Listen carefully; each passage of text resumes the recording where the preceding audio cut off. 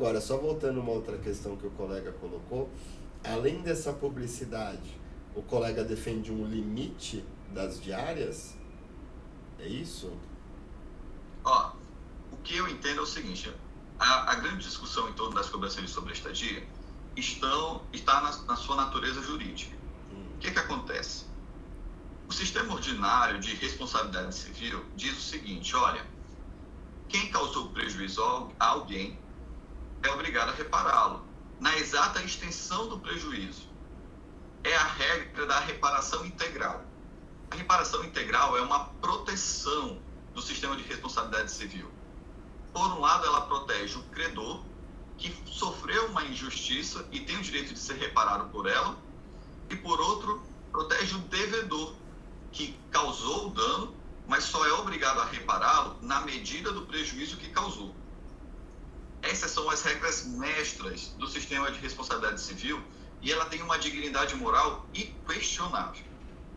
O que acontece? O sistema brasileiro, assim como todos os sistemas jurídicos que nós podemos, em direito comparado, das grandes nações mercantes, admitem também que, excepcionalmente, as regras ordinárias sejam afastadas e que as próprias partes prefixem as perdas e danos. Elas digam, olha, se um evento X ocorrer, você me deve tanto. Isso afasta aquela disciplina ordinária que eu mencionei em favor da autonomia da vontade, da autonomia privada, que é a autonomia que as partes têm de gerir os seus próprios interesses dentro dos limites concedidos pelo ordenamento. Portanto, a cobrança de sobreestadia de container, ela está nessa exceção. Ela é uma prefixação convencional das perdas e danos em que as próprias partes, anuem, consentem em regular os efeitos do inadimplemento da obrigação, no caso, da obrigação de devolver o container. No sistema brasileiro, existe uma hipótese típica de regulação dos efeitos do inadimplemento pela autonomia privada. Essa hipótese típica, o legislador brasileiro escolheu chamar de cláusula penal. Uma cláusula penal não é pelo nome cláusula penal que ela vai significar uma penalidade em todo caso. A cláusula penal tem 3 funções possíveis. Elas podem estar concomitantemente juntas ou não. As 3 funções são: a primeira, dissuasória. A finalidade da cláusula penal é que a parte se veja dissuadida a não descumprir a obrigação. A segunda finalidade possível é indenizatória. Ela prefixa as perdas e danos, ou seja, a indenização no caso de descumprimento da obrigação, por meio de uma fonte negocial, o contrato. E a terceira função possível é punitiva. Ela pode representar uma punição ao ofensor que faltou com o seu dever contratual. Essas 3 funções, repito, dissuasória, indenizatória e punitiva, não precisam estar juntas. Vai depender do sinalagma obrigacional, ou seja, do contexto contratual. Em determinado contexto contratual específico, uma cláusula penal pode ter função puramente indenizatória, porque ela pode não dissuadir nada. Ou seja, ela pode também não punir. Ela pode ter as 3 finalidades juntas, representar uma punição, uma dissuasão e também uma prefixação de perdas e danos. Contudo, inerentemente, toda cláusula penal representará uma prefixação de perdas e danos. A única hipótese que vai estar aí presente em todo caso é a hipótese de prefixação das perdas e danos, que é a função indenizatória da cláusula, e a sua função dissuasória ou punitiva vai depender do sinalagma obrigacional, do contexto contratual. Tá, diante desse cenário, brasileiro, a cláusula penal tem um limite. Esse limite está no artigo 416 do Código Civil e é a extensão da obrigação principal do contrato. É o valor do contrato, é o valor da prestação principal do contrato. Então, no caso das cobranças de sobreestadia, o limite objetivo seria o valor do transporte, o valor cobrado a título de frete. esse seria o limite das cobranças de sobreestadia. Essa é a regulação do direito brasileiro. Na Inglaterra, as coisas funcionam mais ou menos parecidas.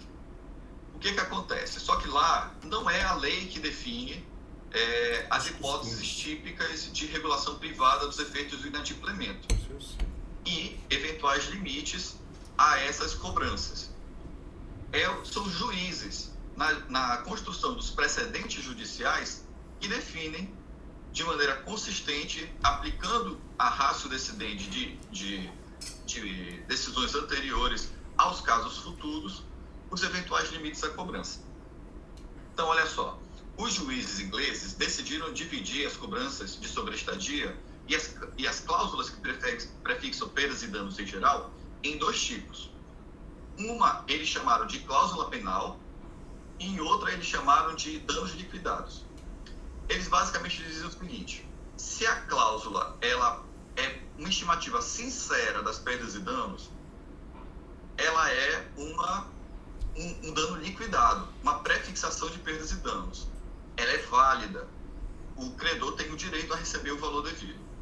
Agora, se ela é tão exagerada, tão abusiva, a ponto de se tornar uma penalidade indevida, ela é uma cláusula penal.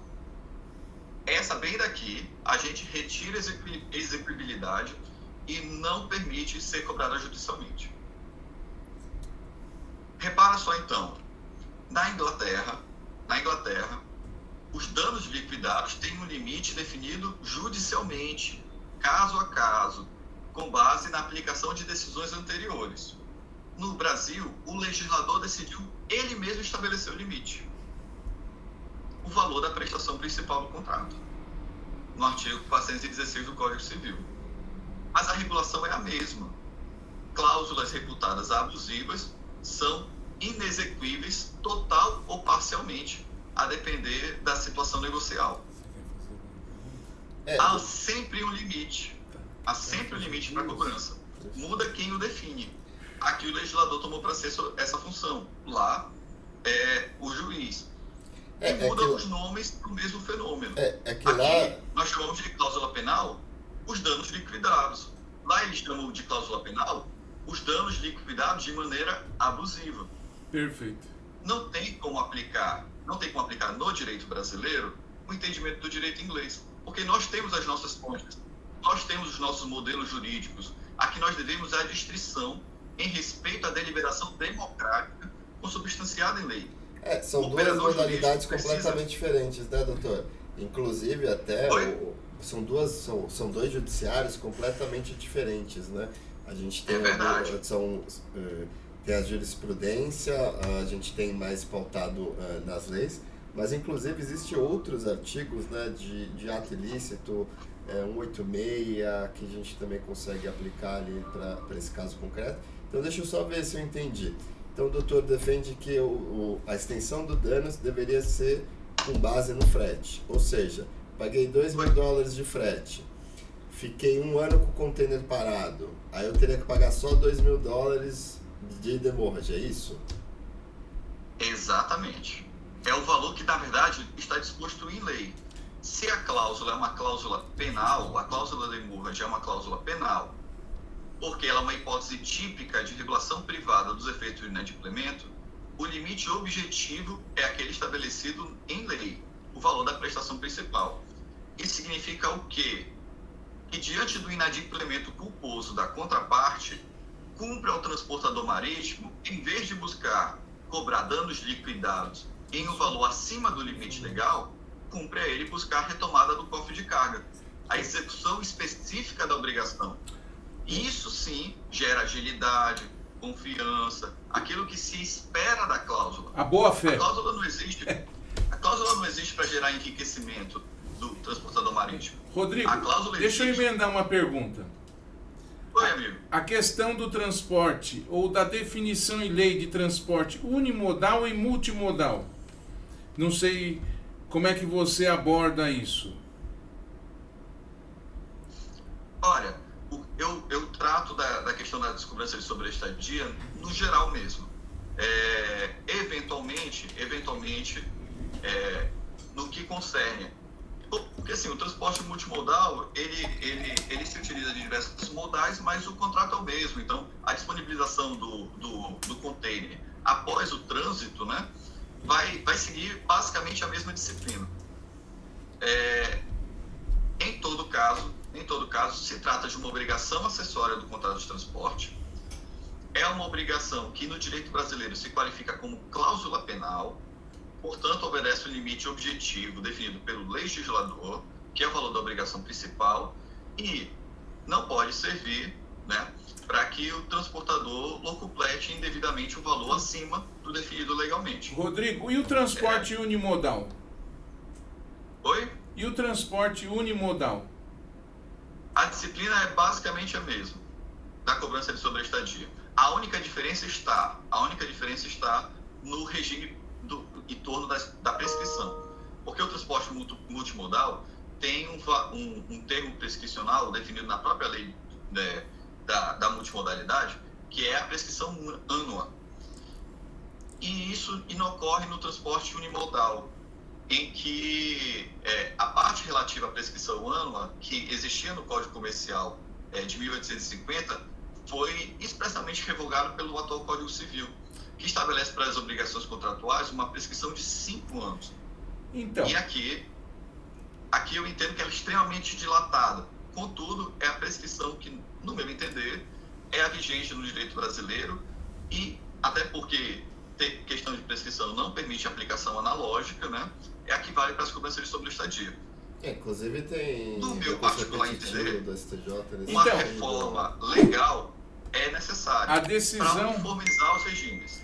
A decisão do STJ é baseada no transporte unimodal, que foi criado pela doutrina, eu diria também pelo lobby dos armadores, e não tem base legal. O único transporte que tem base legal é o multimodal, e o STJ não aplica.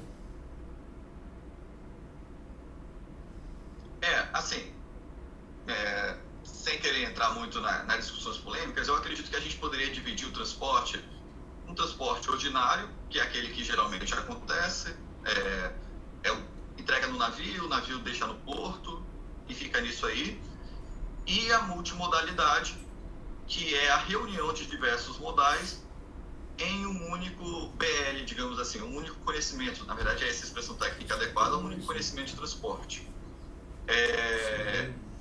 Que visa, né, apesar de aparentemente não ter pegado assim no Brasil como se esperava, visa, né, dar aquela agilidade às atividades econômicas, à logística do transporte internacional. Mas assim, na disciplina do transporte em geral, a disciplina ordinária, cada trecho do transporte é avaliado individualmente, porque ele na verdade representa um contrato autônomo. Então, o transporte que se utiliza de vários transportes ordinários para se operar, na verdade, ele tem uma série de contratos coligados, que não significam um único contrato. Não há a unicidade, ela está na operação econômica em si, não nos vínculos formados para operacionalizá-la, digamos assim. Eu entendo que na prática, transporte é transporte. E o prazo prescricional quinquenal para o transporte fracionado, digamos assim, e um prazo anual para o transporte pautado na multimodalidade, me parece algo completamente inconsistente e inoportuno. Contudo, eu entendo que a alteração desse quadro depende de uma reforma legal. E o PL número 487 de 2013, que é a proposta de reforma do Código Comercial, faz exatamente isso. A proposta do Código é reduzir esse prazo prescricional para o prazo anual, para 12 meses, que eu entendo ser compatível com a finalidade econômica da cláusula, que eu entendo que gera agilidade para a operação econômica, que é o que se quer.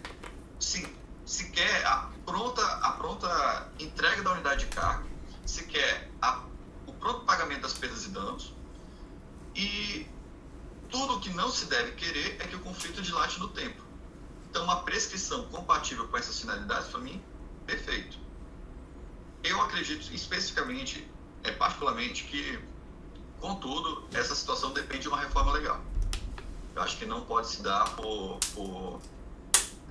um entendimento judicial no caso, porque realmente, no meu particular entender, as regras de prescrição elas não permitem essa interpretação extensiva, analógica, para trazer a disciplina da multimodalidade aos transportes feitos de maneira unimodal, coligados, né, com vínculos particularmente autônomos entre si, né, por meio de contratos coligados. Rodrigo, deixa eu te fazer mais uma pergunta, que o Ricardo aqui está ávido para lhe perguntar. Eu, como despachante, não quero assinar um termo de demurge. O dono da empresa, o CEO, não vai assinar. A gerente de importação não vai assinar. O agente de carga informa por escrito que, se não tiver a assinatura do termo, não vai liberar o container ou vai bloquear. Você tem alguma sugestão para a gente poder mitigar essa situação ou não? Olha, amiga, essa situação já chegou na ANTAQ, né? E o entendimento da ANTAQ é de que é vedada a cobrança de sobreestadia de container perante o despachante aduaneiro. Só que é um entendimento atual. Nesse meio tempo, muita gente foi obrigada a pagar a sobreestadia, muito despachante foi obrigado a pagar a sobreestadia quando, no meu particular entender, não deveria pagar a sobreestadia de container de modo nenhum. Primeiro porque o despachante não é parte no contrato de transporte marítimo. O despachante é representante do consignatário, no caso das importações ao Brasil, né? Como representante, ele responde tanto quanto eu e quando advogava e os colegas quando advogam representam seus respectivos clientes. Então, o débito do cliente é débito do cliente, ele não se torna seu porque você representou ele perante um ato específico. O débito do sobreestadia de container é do usuário e não se torna do despachante aduaneiro porque ele prestou um serviço de nacionalizar a carga, de auxiliar no processo de nacionalização da carga. O que eu entendo que ocorre é que os transportadores marítimos, isso é praticamente uníssono na doutrina, não tem muita dúvida quanto a isso. Tem o costume, né, os transportadores marítimos no Brasil têm o costume de querer inovar obrigações, até em termos de posição subjetiva, no caso, incluindo terceiros no vínculo obrigacional por meio dos termos de responsabilidade, constrangendo-os a assinar sob pena de não liberação da carga, porque isso gera uma série de inconvenientes. Isso atrasa todo o processo. Doutor, mas vamos lá, eu acho que são coisas diferentes, assim, né? Só colocando aqui, acho que são coisas diferentes que a gente está falando, né? Concordo, a obrigação não deva existir, ele ali não seria obrigado, se ele for para o judiciário ele vai conseguir uma liminar para conseguir liberar aquela mercadoria sem ter que assinar o termo. Agora, se ele assina o termo de responsabilidade, por mais que exista uma resolução do ANTAQ, por mais que exista uma decisão administrativa, você tem o Código Civil ali te colocando a figura de responsável solidário, né? Então, você acaba sendo obrigado a pagar aquela situação porque você assinou como responsabilidade solidária. Concordo que é imoral, concordo que não deveria ser pelo ato, só por você ser um representante, você está sendo penalizado para pagar aquela dívida em conjunto com quem de fato que está devendo aquela carga, né? Só que você acaba assinando, e aí a gente vai para aquela antiga pirâmide de Kelsen, né? O que é mais forte, a lei, uma resolução ou uma jurisprudência? E agora, né? Tem o Supremo também. Você entende, doutor? Eu concordo. Eu acho que é completamente que essa discussão ela dissimula o pacto da assunto servanda. Veja bem, quando o transportador marítimo age assim, ele vulnera as condições primitivas da avença. Ele vulnera as condições que foram objeto de deliberação no momento constitutivo do vínculo. As partes não puderam ponderar aquele risco quando da constituição do vínculo. Lembra que quando tanto a obrigação de pagar sobre a estadia quanto as suas respectivas garantias tem que ser objeto de ponderação das partes até a reserva de praça. ou seja, no momento anterior à efetivação do transporte. Aonde está escrito isso, por favor? Na resolução número 62 da ANTAC. Tá. A Obrigado. resolução número 62 da ANTAC é extremamente relevante porque a função normativa das agências reguladoras está em trabalhar com as particularidades de determinados espaços econômicos. No caso da ANTAC, no espaço dos transportes aquaviários. Ela vem suprir a restrição da base informacional que os magistrados têm nas situações concretas. E ela vem particularizar a lei em acordo com as suas funções normativas na melhor consecução dos interesses reputados dignos de tutela naquele espaço econômico. Há uma delegação de poderes normativos direta do legislador a essas agências. Quando o magistrado ele segue as determinações da ANTAC, ele não está desobedecendo uma lei. Pelo contrário, ele está cumprindo a lei e ampliando a base informacional da sua decisão para transformar a prestação jurisdicional numa prestação segura, eficiente e eficaz, cumpridora dos propósitos da Política Nacional de Comércio Exterior, que são normas de ordem pública que devem ser consideradas. Isso impede que a jurisdição se converta num inconveniente prático em espaços econômicos sensíveis. Essa é a finalidade do poder normativo das agências de regulação. Então, não há, no meu entender, uma inversão da pirâmide de Kelsen, mas, na verdade, é uma especificação de conteúdo gerada pelas fontes de direito.